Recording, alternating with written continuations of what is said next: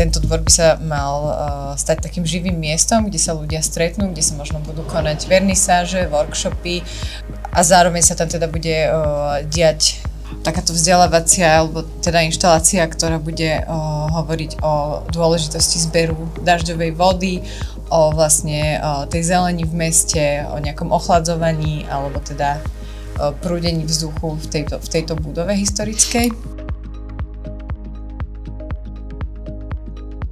V rámci tejto inštalácie uvažujeme nad nejakým objektom v strede toho nádvoria, ktorý by bol zelený, vytvoril by takú zelenú džunglu a atraktívnil by celé to nádvorie. Veľmi sa tešíme na tento priestor, ktorý bude novou zelenou plochou v meste, že sa tam všetci stretneme a veríme, že sa celá konštrukcia podarí a čoskoro zazelená.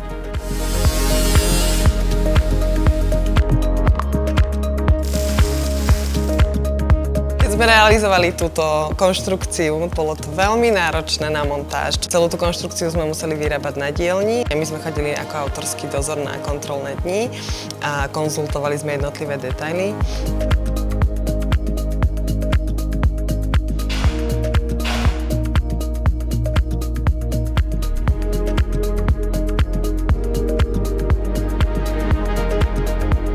Následne sa konštrukcia previezla na námestie Svätej Trojice a žeriavom prekladala ponad strechu do atria. Žeriav dočiahol len tak, takže boli tu také veľmi vtipné, aj veľmi napínavé momenty.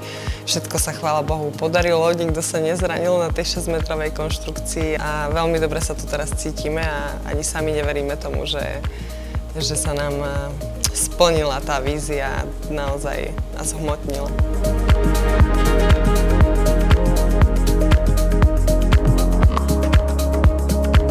Sedíme na retenčnej nádrži, ktorá má objem 9 kubíkov a zberá dažďovú vodu zo strechy celej galérie.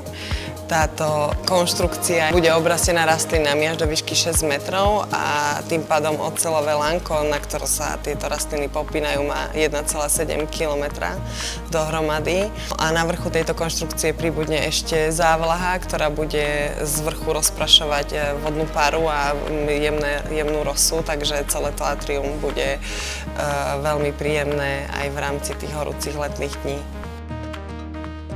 Proces tejto realizácie a vôbec celého tohto projektu bol veľmi priamy. Išiel naozaj od takej veľmi silnej vízie toho, ako sme si to na začiatku predstavovali, ako nejaký zelený tunel, ktorý tu spraví úplne jedinečné miesto, ktoré si človek zapamätá, bude sa chcieť do ňoho vrátiť. Túto líniu sme sledovali a vlastne veľmi priamo sme cez tú štúdiu prešli až k tejto realizácii, cez projektovú dokumentáciu, kde sme reagovali vlastne na nejaké podnety od pamiatkárov, ale v podstate ten projekt išiel naozaj po priamej línii až k realizácii.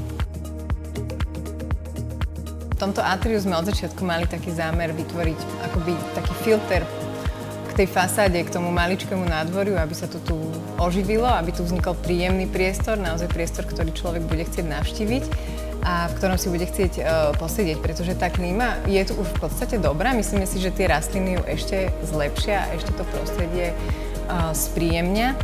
A už teraz je to veľmi fajn si tu takto posedieť.